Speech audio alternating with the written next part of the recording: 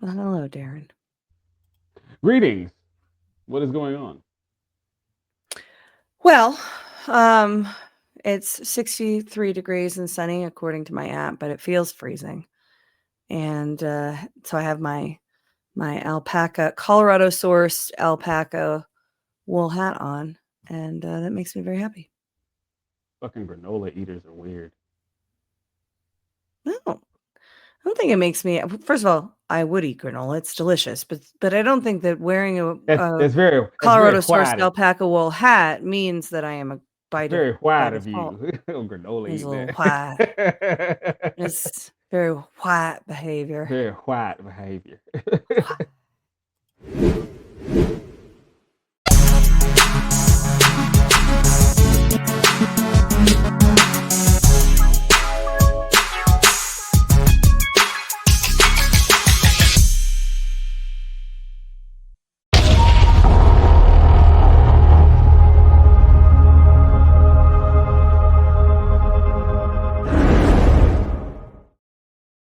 What's up, everybody, and welcome to the Colorado Show, the most serious news show in the Centennial State. Cap.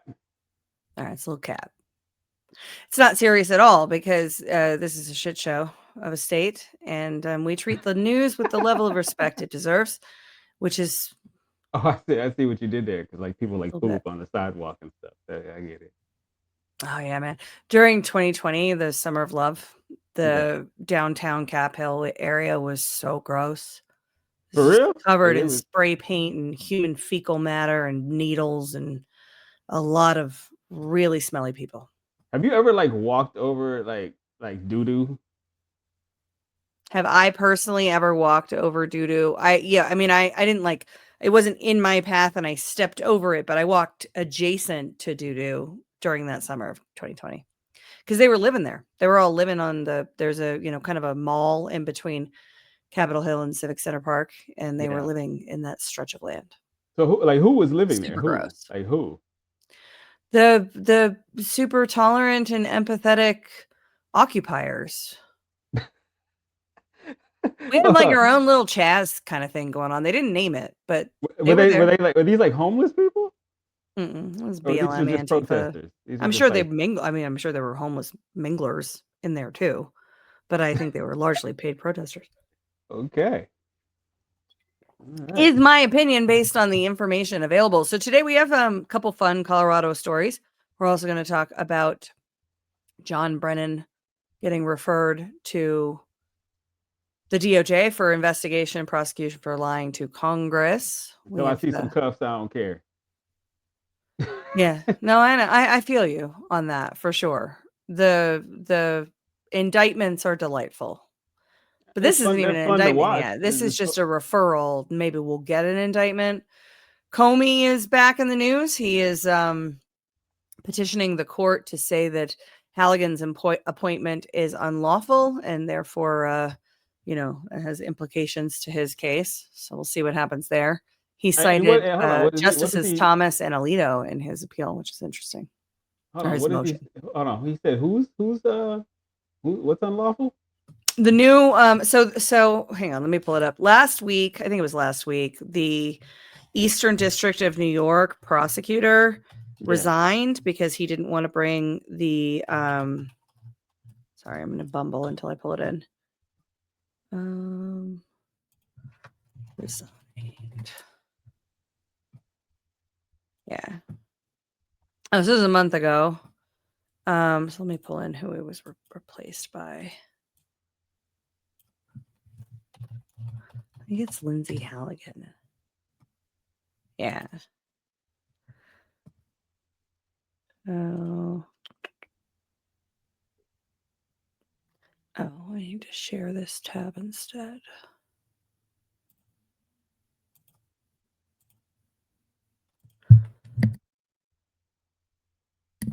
All right. So Lindsay Halligan fires more prosecutors in key U.S. attorneys. This is 5 days ago. She replaced, I can't remember his name either. Starts with an E. ED. This guy resigned because he didn't want to bring the Comey charges. And Eric Siebert is his name. Eric with a K, which is always a questionable personality when you've got Eric with a K. But he resigned in September and his replacement was appointed. It was Lindsay Halligan. And today, Comey, she's making waves, cleaning out the office out there. Comey was either today or last night. File.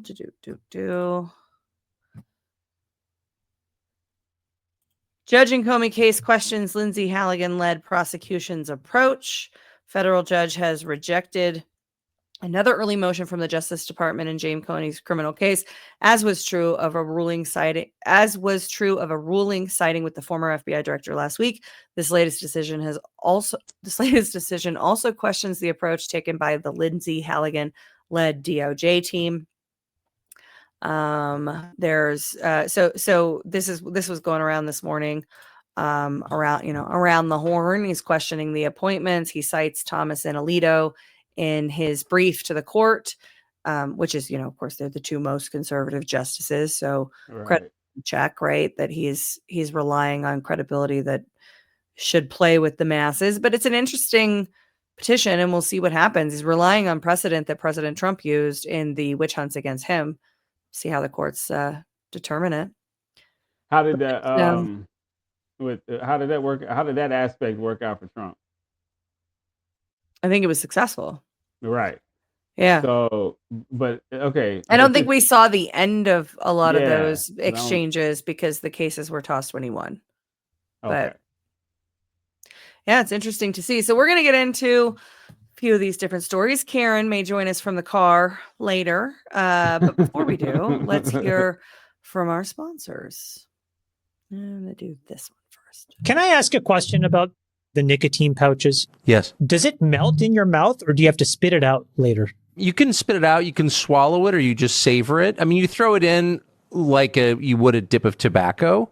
Okay. But you just let it sit there and then it suffuses your nervous system with life-giving nicotine. And it really does feel like the hand of God is massaging you. But does it feel like the high of smoking a cigarette? It's simultaneously, if you can imagine the Zen paradox, higher alertness accompanied by deep relaxation. Wow. So you really are, it's a Zen experience. You're like cat-like in your readiness, but you're fully And how relaxed. long does it last? I always have one going. Sometimes if things are, if I need it, I'll put another one in. So I've got 18 milligrams of nicotine, but that gives me an unfair advantage. You're banging 18 milligrams? Woo. That's impressive. I don't like to because everybody else kind of recedes into the background and I become this kind of colossus when I do that, and I feel guilty about it. Hubris is inevitable at that point. So I usually keep it to one. I mean, I could use a new addiction. Oh, yes. What's the gateway drug level? What would you prescribe? This sits between caffeine and sell cocaine. a 3 milligram, but there's a transition, like all great addictions. Like it's not instant. You do vomit at first, but then your body acclimates. The wait is finally over. My Towels are back in stock, but not for long. Get a 6-piece My Towel set, regular $69.98, now only $39.98. Towels that actually work. What a concept. And that's not all. Check out our My Pillow bed sheets, only $29.88. Any color, any style, any size, even kings. Regular $119.98, now only $29.88. And how about our limited edition premium My Pillows, made with Giza cotton and a designer gusset, made exclusively for you to thank you for all your support. Queens $17.98, Kings only $19.98. So go to mypillow.com or call the number on your screen. Use your promo code to get My Towels for $39.98, My Pillow bed sheets only $29.88, and our limited edition My Pillow Queens $17.98 and Kings only $19.98. Quantities won't last long, so order now. Best night's sleep in the whole wide world. mypillow.com. Use Yeah. promo code CDM. Shout out to all the sleepers out there. with the sleeping ass. So I think we were just talking about the the kind of RICO, Russiagate, watching these old conspirators get all rolled up. I think maybe we should keep going with that, and then we'll get into the Colorado stuff after. So this happened yesterday. Brennan. From Jim Jordan to the Honorable Pamela J. Bondi, U.S. Attorney General. We write to refer significant evidence that former director of the Central Intelligence Agency, John Brennan, knowingly made false statements during his transcribed interview before the Committee on the Judiciary on May 11th, 2023. While testifying, Brennan made numerous willfully and intentionally false statements of material fact, contradicted by the record established by the House Permanent Select Committee on Intelligence and the CIA. Under 18 U.S.C. 1001, a witness commits a crime if he, quote, knowingly and willfully makes any material false statement or representation with respect to any investigation, review, conduct pursuant to the authority of any committee of the Congress. Congress cannot perform its oversight function if witnesses who appear before its committee do not provide truthful testimony. Making false statements before Congress is a crime that undermines the integrity of the committee's constitutional duty to conduct oversight. And then I have a video here. Who did this? Jim Jordan? Jim Jordan, yeah. All right. Did the CIA rely on it? No. Why not? Talking, hold on. Because we did. They're talking about the Steele dossier. Now, we know from the releases last month out of Tulsi Gabbard and I think maybe the FBI as well. John Solomon over at Just the News has been covering this extensively, but we know that they relied almost exclusively on the Steele dossier for the predicate to open the Russiagate investigations. That's been proven now. And so this is the testimony they're asking about the Steele dossier. And this is the exact moment where John Brennan lies. And you can see that's Kash Patel behind him, right? At this time, I believe Kash Patel was in the HPSCI, the House Permanent Select Committee on Intelligence. It is it's a whole section in his book, Government Gangsters, which Brian Lupo and I did on Badlands Book Club a couple of books ago. And so this is this whole drama is explained extensively in Government Gangsters. If you haven't read it, I would encourage you to do so. But here's the moment of the lie. Did the CIA rely on it? No. Why not? Because we didn't. It wasn't part of the corpus of intelligence information that we had. It was not in any way used as a basis for the intelligence community assessment that was done. It was not.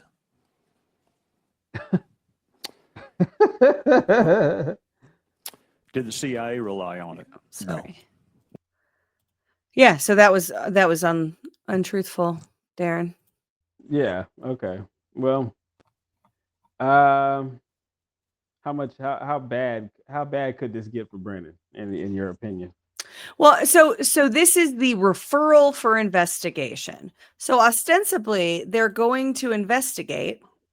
Right. And then, sorry, I'm teeing up because I'm going to play one more video here in a second, but I got to jump to the part of this where the guy isn't, the host of the show that I'm sharing isn't speaking. It's like I had to cut to like 3-4 minutes in. So this is the referral to the DOJ for investigation. It's based on credible evidence that he committed a crime, i.e. lying to Congress. They have the proof of it. And it's the investigate that it's now the decision of the DOJ whether or not they're going to open investigation. I imagine they will. And then where that investigation goes is another question. It's not necessarily contained to the, what's in the referral from Congress. That right. Investigation by the DOJ can go any number of ways. I hope that it goes more this way. And I apologize, the host that this show is on, and trying to think, maybe we can I'll share this on my X so folks can have the link to this. The full show is entertaining as well, but I just want to play the clip of this testimony. I hope it goes to the portfolio of crime that was happening during the Bush and Obama administrations, foreign crime, domestic crime. John Brennan is potentially at the center of a lot of that. Also important to realize that Comey, Brennan, Clapper, and Mueller, who's also here in this hearing, were all in service in the U.S. executive apparatus in 9/11. How far does this investigation go? Man, I hope it goes all the freaking way. I think it should go all the way. Listen to this. Thank you, Mr. Chair, and welcome, Mr. Brennan, to the committee. We thank all of you for being here. I joined Mr. Lobiando. Yeah. It is really an honor to be able to meet with the honored. intelligence community all over the world, and we thank them for their work. My questions are regarding Iran and obtaining the nuclear weapon. I'd like to ask some questions about that, but before first- I do that, I'd like to ask a question of That's what I was Director Brennan. apologizing for. When the White House conducted their armed drone strikes in North Africa, particularly in eastern Libya, prior to the attack on our mission in Benghazi on 9/11 last year, did the White House notify the State Department of the armed drone strikes before they were made? Armed drone strikes in Libya? I'm unknowing of such, and I would defer to the White House to address your question. Were there any armed drone strikes? All right. This is some of the, it's understated, David but it's some of Pakman, the best. and this is a great video. Here's the thing. I had to use this because I can't find this actual video anywhere. And it was all over the place, not that long ago, you'd be able to find it. But for some reason, on the day that John Brennan is referred for prosecution, I can't find it. I searched YouTube, I searched X, I couldn't find it. Last night I included it in a take in the Badlands News Brief this morning, but that was the only version that I could find. And it's her 5 minutes of questioning, and she asked, they decide that they're going to go into closed session, but Brennan ignores or denies knowing anything about it. I wonder if he's telling the truth. Do you think he'd lie to Congress? Because what the reason we're told to believe these people is because there's real consequences if you are false in public hearings. Public hearings exist to educate the American people. You're essentially talking to the American people. This referral is lied to Congress, but lying to Congress is in a public hearing is essentially lying to the American people, because the whole reason we have public hearings in the Congress is to let the American people know what's going on. So, my where I hope this investigation goes is that we find out if John Brennan ever told Congress, and by extension the American people, the truth. It's yeah, I guess it's too premature, but we'll see how this goes. The investigation can go a number of different ways. That's true. So I'll be patient this time around.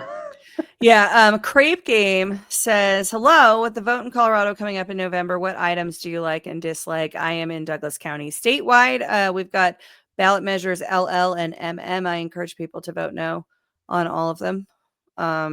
They are end runs around Tabor to fund programs without cutting all the bullshit new spending that they've added. So in the past session, they added a bunch of spending related to, for example, gender affirming care for trans people, all trans people, kids, adults, not women, but this kind of care includes, breast augmentation, bottom surgery, face contouring, hormone treatments, all of those kinds of things. And that's new spending that's added on. And now in this election, they're holding hostage funding for school meals. That's yeah, I think I personally think that's criminal. So hold on, you're telling me that they're saying if you don't go with this, with mutilation, then there's no school meals?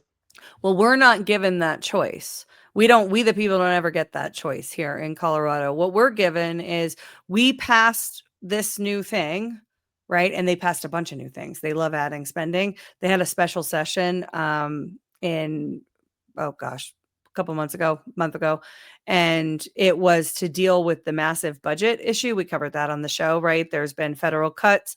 They claimed that they balanced the budget before they left before they gavelled out of the session this year, but then there was all these federal cuts, and now we don't know what to do. So we're going to have a special session.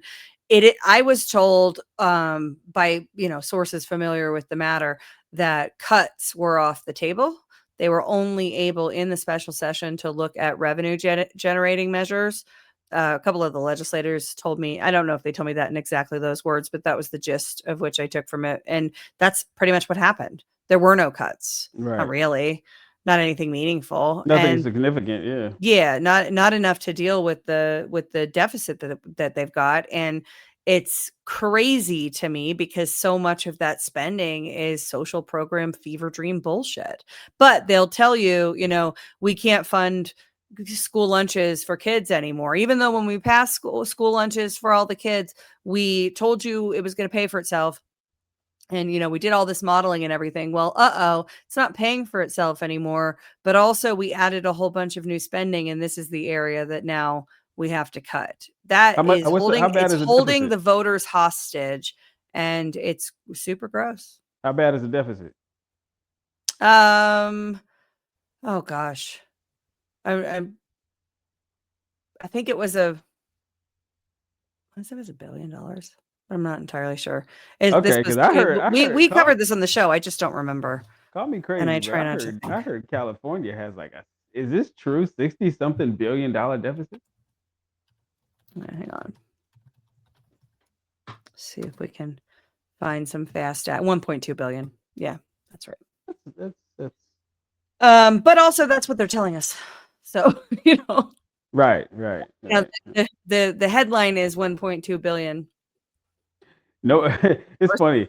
It's like, why can't you guys? Why is it? There should be a ledger on every county, city, state website. Excellent use case for blockchain is government spending. Yeah. And government revenues. To be honest, everything government. Put that. It's like a technical blockchain.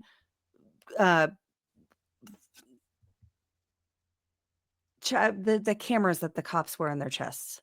No, body cam. Body cam. Thank you. It's a blockchain body cams for the government. Put them all. Put all of their spending, all of their revenue, all of their comms. Put their comms on the ledger as well. What do you think, Karen? You think that we should make government have all of its interactions, spending, revenues, communications, open records, sunlight, put it all on the blockchain so we can all see it? Hold on, Karen, before you answer. Well, she frozen, I think. What's your name, scumbag? That's an interesting car confession. You're frozen. Okay, there. Now you're moving. Something. I swear. I'm on the base, so. No, we can hear you now. What are you doing on the base? Don't ask her what she's doing. Take a shower because I don't have hot water in my house. What the heck and happened to Darren's your a dick hot because water? he already knew that. No, I didn't. Well, it's in our text. Well, I didn't read She the texted text. us that like 2 hours ago. What the heck happened to your hot water? Communism. The stupid tank went kaput. Yeah. So the car, the hot water tank, Yeah, you just going through a lot. And now she's gone. Yo, you can't make this shit up, man. This is the crazy. All right, she's back. There we go. Okay. I got 5 bars. Why is it doing that? Communism. I'm by the motor pool. You going through a lot, Karen. Jesus. They don't want me looking at the vehicles, I guess. I don't know. Yeah. So we were just talking about the budget deficit here in Colorado, $1.2 billion as of the special session. But we don't really know because they lie to us about everything. And the $1.2 billion is what they're telling us. And I really doubt that they would tell us the extent of the actual problem. So my instinct is that it's more. Plus, also, it's dynamic because there are more cuts coming from the federal government. And we rely heavily on federal funding here in this state. And it's going to reach a crisis point if the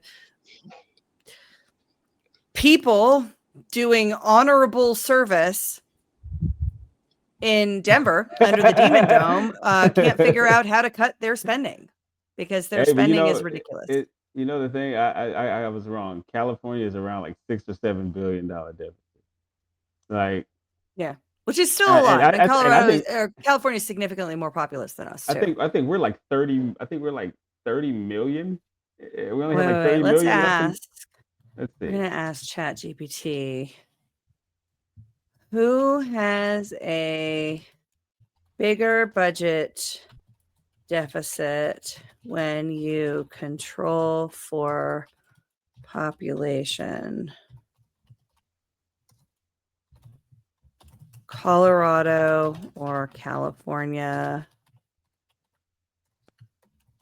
Let's see. See what Tom says. We got a budget surplus. See, man. I need so I got a different number. We need a Ron DeSantis your state.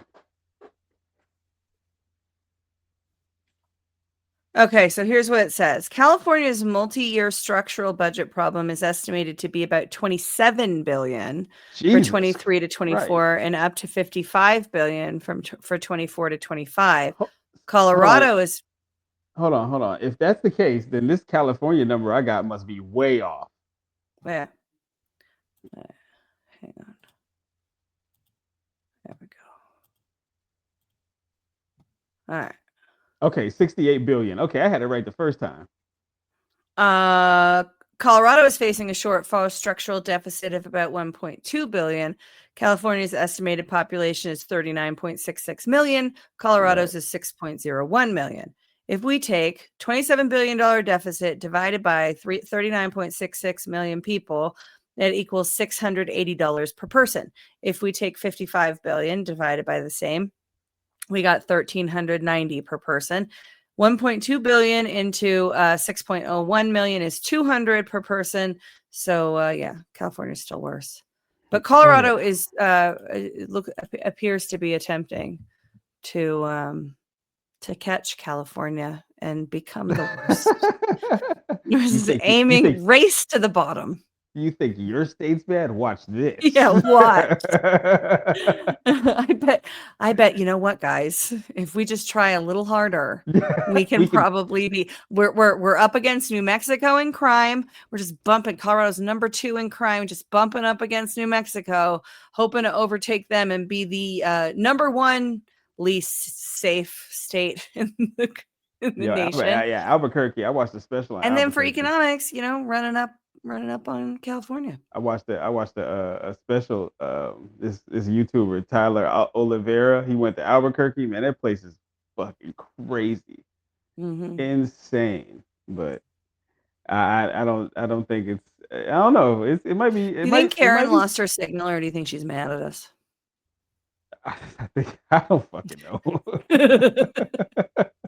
Could be a little of both. A dash of both. Wouldn't be the first time. All right, so let's get into this story. This is so just to close out the prior segment, there is a lot that appears to be moving in the federal government as it pertains to the Russiagate conspirators. Russiagate, FISAgate, Spygate, all the gates. It's Treasongate, in my opinion, because all of these things were done to undermine the duly elected president of the United States, Donald J. Trump, following the 2016 election, because she was never supposed to lose. Then she did. And so they had a plot to undermine him and keep him, I think, personally, in my opinion, based on the information available, that they were attempting to keep him from exposing and prosecuting their portfolio of crime that goes back decades. But, maybe they just didn't like him. And so they did all this stuff because he was mean and crass and Trump's literally the worst. I mean, I think it's probably the personal exposure thing that they had going on, but who knows? Right. That we've speculated, Epoch Times, Dan Bongino, a lot of places did great reporting about this back as it was happening in the first Trump administration and then into, through the Biden administration. And we haven't seen that. So there's been a lot done to expose this, to expose that the government was weaponized against the duly elected president of the United States. There hasn't been a lot up until this point that would suggest that anything was going to happen to anybody that did it. Now that's changing because you have, Comey, Brennan, Bolton. You also have Clapper under investigation. When Comey's investigation was announced, I think Clapper was announced at the same time. I would imagine we'd see investigation into Mueller. The problem there is I think he has Parkinson's, and they, might determine that's kind of what they did to Joe Biden too, right? Like he's super sick now, so we can't prosecute him for all the treason. It's maybe true. She might be on it. Stacey might be on it something.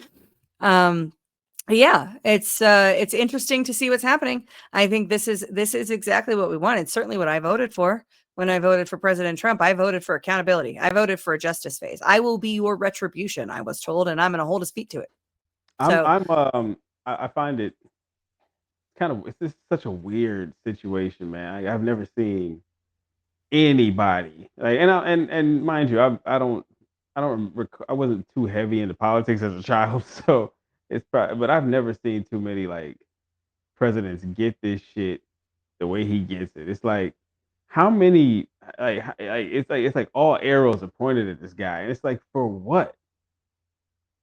So I mean, I think honestly, Darren, the presidency, the office of the presidency is not meant to be a puppet face that is, the guy in front of the oligarchy that's actually running things, as we saw in the Joe Biden administration. I think that was a great example because you had this guy that really appeared to be demented, right? Like he had dementia. His couldn't articulate words. He had these giant note cards that, all of the questions to ask, journalists weren't allowed to ask off the cuff questions. It all had to be scripted and submitted in advance. Before you go on real quick, real quick, it's funny you say that. Corinne Jean-Pierre said that, this is like 2 days ago. She said that Joe Biden did more press than Trump. Yeah. Well, this lady is on crack. Yeah. Like, what is it? And we didn't hear this is so she's gaslighting and rewriting history because we didn't hear that often from Joe Biden. We heard from Jake Sullivan or John Kirby or others in the administration, right? I'm trying to think of that other guy's name, but these people, and a lot of the Biden administration was also part of the Hillary Clinton State Department when she was the Secretary of State. These people have been working together in the shadows in the government for a very long time, spanning multiple presidents. And what we saw with the Biden administration is that the president of the United States didn't really matter. That's why the auto pen scandal is so massive, because you had the authority to sign the president's name delegated out to different people across the administration. There's been allegations that some of that was being sold.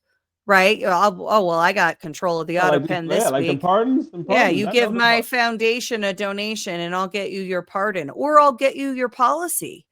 Also, I'll get you your Supreme Court justice appointment. What all happened with the auto pen? We're still learning about that. Again, that's an investigation. And so that there will likely be indictments that come off of that as well. There must be a justice phase. And I have a really hard time believing that they would spend so much time exposing all this stuff, revealing the level of the corruption, revealing that in the Biden administration, the president didn't matter because the oligarchy had everything. And even Pete Buttigieg said during the re-election campaign, the 2024 campaign before Biden dropped out, Pete Buttigieg was like, "You're electing a team." And that was, I think, a slip of the tongue. Or the thumbs. I think he posted it on Twitter, but because that is what they were doing. That's not the design. The president of the United States is meant to be the commander in chief. The buck stops here with this guy. If the guy doesn't matter, then we're not a representative republic, and we're not living in constitutional government. I think what we saw with the Biden administration is that we're not, and I don't think that started with Biden. I think the reason, this is a long roundabout way to answer your question, but you said, why are all the arrows pointed at this guy, meaning Trump? Why is it that he gets this kind of hate? I don't remember any president in my lifetime ever receiving this kind of, just vitriol from every single angle, because he wasn't supposed to win. She was never supposed to lose. An independent actor that was not controlled by the regime was never supposed to have the power of the presidency. That's why they reacted the way that they did. The machine was supposed to keep running. Yeah. And now they're getting indicted and getting referred for prosecution. And you have the initial indictment of Comey that is, a couple seemingly somewhat minor instances, but a superseding indictment can replace it. And the investigation will go where the investigation goes. And I hope it goes all the way, because there must be a justice phase after they revealed to us all of this corruption. We cannot heal. We cannot move on. We can never even think about trusting the government, any government, again, unless the government people that did all the corruption sold out the republic and bankrupted so many Americans, unless those people are held accountable. I think here's one for the machine. There you go. Yeah, it's a good one. Yeah. It's a good one. Before we move on to the Colorado show, I mentioned earlier, to the Colorado news. I mentioned earlier that I am wearing what the hell have you been doing for the past 40 minutes? a Colorado American Small Business Colorado alpaca wool hat. And I just want to tell you guys about Willow Wind Farm, which the site is willowwindgoods.com, willowwindgoods.com. And I spent the weekend at this farm, Annie's farm, and she does yarns and fibers, fabrics, all manner of wool for alpacas and for merino sheep. And she's doing alpaca wool at wholesale, and she's one of the only people in the country doing that, which is commercial wholesale, which is a massive operation. Fantastic. She's got a little shop on the farm. What all does she make? So her one area of the farm production is alpaca blend yarn, the clothing, this hat. She has these absolutely gorgeous vests. You got hoodies? She might have hoodies. Yeah, find out. Soap wrapped in the fibers. So I hung out with 150 alpacas, 4 llamas, 27 sheep, a bunch of birds, some goats, cats, dog, tiny little dog. And it was just, this is Colorado. Annie's farm is amazing. The animals are amazing. I learned a ton about alpacas and their reproductive process, because we were studying a few of her males while I was there. So I got to help alpacas have baby alpacas, which was delightful, and a great science education. It's actually like the sound that the male alpaca makes when he's wanting to get laid is a sound that makes the female alpaca's egg drop. It's like the science is so freaking cool. This is an agro-tourism business, so you can actually go out. It's in Westcliff. You can go out and stay and hang out and meet the animals and learn about the production. She does body products. We have Soft Disclosure brand of lotions and tallow products and lip balms and all kinds of things. And Annie produces that for us, which is why I was out there over at softdisclosure.com.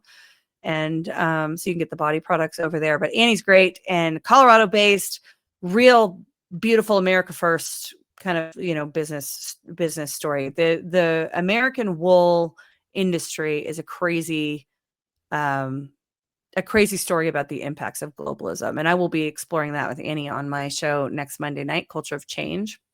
So tune into that. She'll be joining and we'll be talking about the wool industry. But she's a great America first story. We like to support American small businesses here and everywhere else. So check her out, willowwindgoods.com.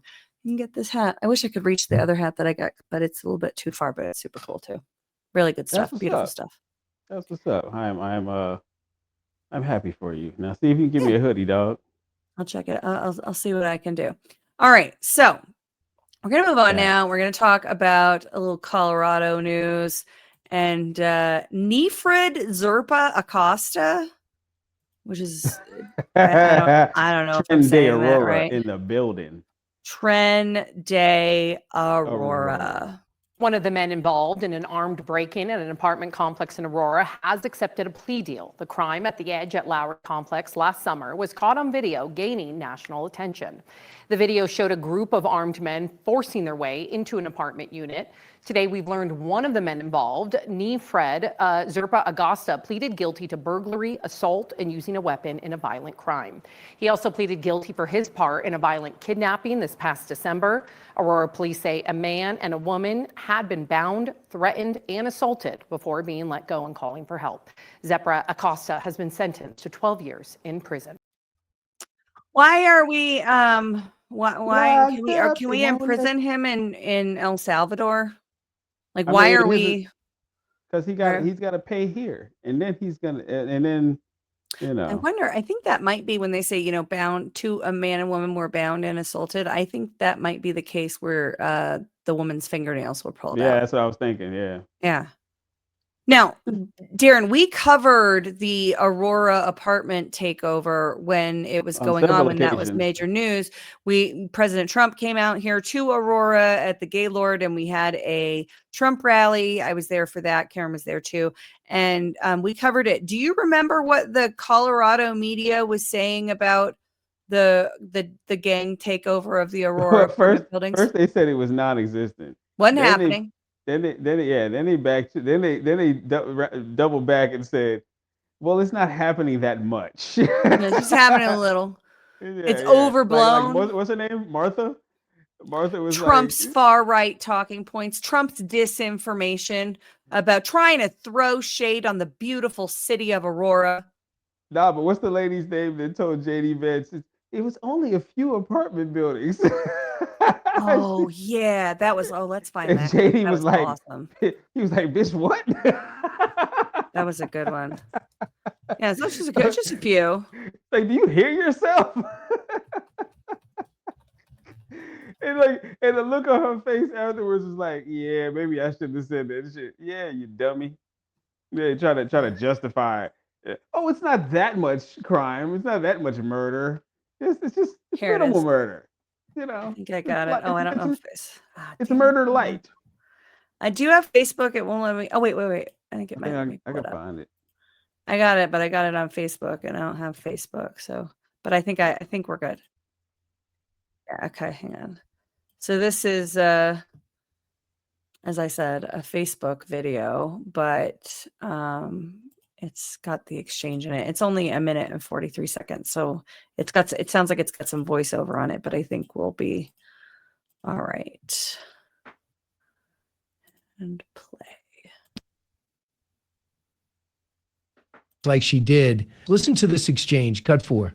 And what we're hearing, of course, Martha, is that people are terrified by what has happened with some of these Venezuelan gangs. Senator Vance, I'm going to stop you because I know exactly what happened. Martha. I'm going to stop you. The incidents were limited to a handful of apartment complexes. Do you hear yourself? Only a handful of apartment complexes in America were taken over by Venezuelan gangs, and Donald Trump is the problem and not Kamala Harris's open border.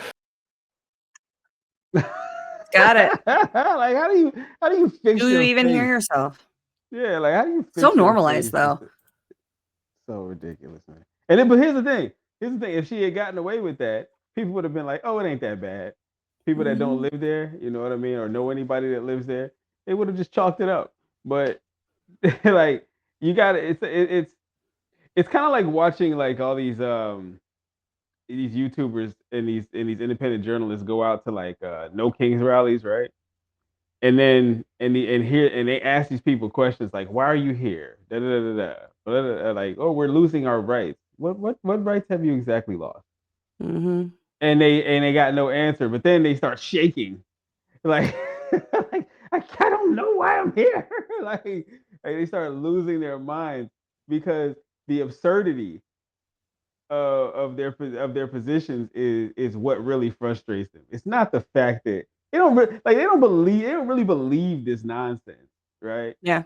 You can't believe it, because the fact that you're out here protesting. It's not important for them to believe it, though, Darren. The Colorado authorities that are gaslighting everybody and telling them that things aren't happening, of course they don't believe it. They're speaking talking points to spin narrative to convince the people of Colorado that it's happening. And that's why it was far right talking points. Danny Jurinsky is a Aurora County City Council woman. She was the one who blew the whistle on this. She spoke to the residents of the apartment building who were run out by the Venezuelan gang. And when she raised this to the authorities in her town and in our state, they tried to shame her. Told it was a feature of her imagination. It was not happening. It was far right talking points. They're making something that's happening, blah, blah, blah. Well, now this guy has been sentenced to 12 years for kidnapping and for taking over those apartment buildings that they said wasn't happening. Where's the accountability for that? Look at the gradual timeline, right? So we went from not happening to kind of happening to man catching 12 years. But the other detail of that, when it was not happening and it was a feature of her imagination, and don't pay attention to the man behind the curtain is what we're being told by Colorado. That was in the run up to the election. So because they wanted Trump to lose the election, they lied to the people of Colorado about the safety of their communities, which by extension puts those people in danger. If you're being told by the authorities, this isn't happening, you might go out in Aurora and get jacked by a freaking migrant gang. And that would be the government's fault because they lied to you about it and they made you believe that you were safe when you were not. And that kind of stuff happens to us all the time. Nut shit, bro. Nut shit. Mm-hmm. That's crazy. So I'm glad that this guy is off the streets. I think that he should do his time in the El Salvadoran prison. I think he should do time in both. So let's make some noise for that. All right.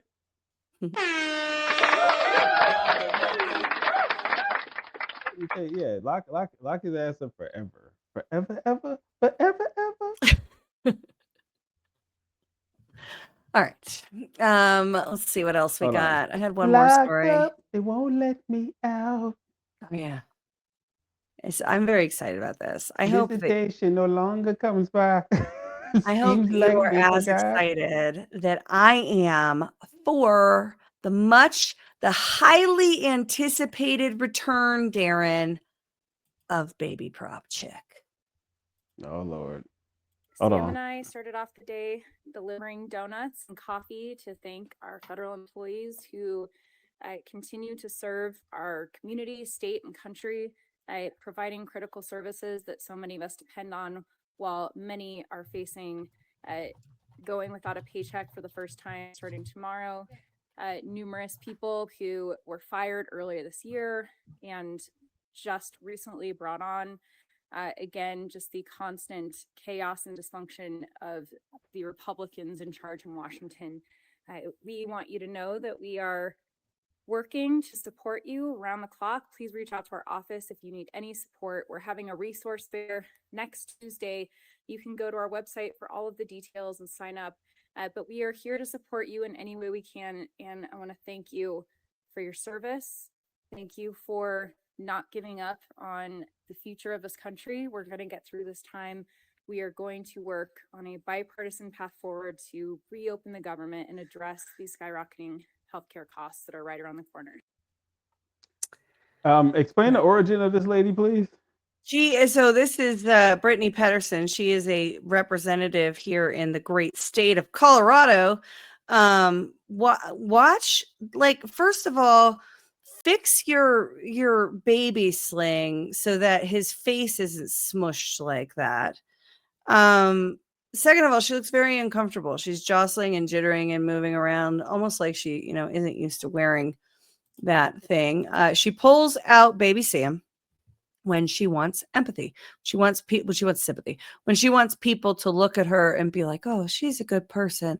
I should follow her. I should listen to what she has to say. The last time we saw Brittany bringing out Sam and, doing the emotional plea for attention was when they were trying to go for proxy voting. And they wanted everybody to be concerned for the women in the Congress who, have it was like proxy voting under cover of breastfeeding in the house or something. And that was super annoying to me. I thought it was theatrical and very poor taste, but it was intentional. Here she is bringing out Sam again to talk about federal workers. And it occurs to me, Darren, that the only time, and I think Brittany Pedersen is a good example of this, but so is Anna Polina Luna. So it's not a partisan thing that I'm saying. It is a governing class versus the rest of us thing. The only time that we see them get this, upset and overwhelmingly, throwing the emotional peels out, doing all the clips, getting real serious, like we're so fighting for you guys, is when it's about themselves. Again, this is about federal workers losing their jobs, the governing class losing their jobs, the cost center of the nation, the cost center of our GDP is now they're out here talking with the emotional appeals again. Baby Sam is out again, making an appearance because we have to be concerned about government workers. And I'm not hating on government workers. We have a massive crisis in our nation because the government has grown so far outside its constitutional box. We can't afford you. So I'm sorry about that. But if there's something in the federal government that you're doing that's outside the lines of the Constitution, we shouldn't be paying for that. We certainly shouldn't have to pay for that according to the guardrails of the Constitution. But it is always when it's about themselves. One more thing. The last thing I'll say about this is on the heels of finding out that the prior administration was spying on a bunch of senators. You remember that outrage? You heard Senator Kennedy and Ted Cruz, and everybody's super mad. Lindsey Graham's going to have an aneurysm, and everybody's all super pissed. We never get that pissed off when the prior administration did something to us. They only get that pissed off when it's about themselves. That is the answer. Sorry, go ahead. You know what, Ash? I've come to the conclusion filibustering that like they do. I've come to the conclusion that it's the lizards in Washington are just kind of just useless. They're just kind of there. Yeah. Like, here's the funny thing. I don't know if you know who Charleston White is, right?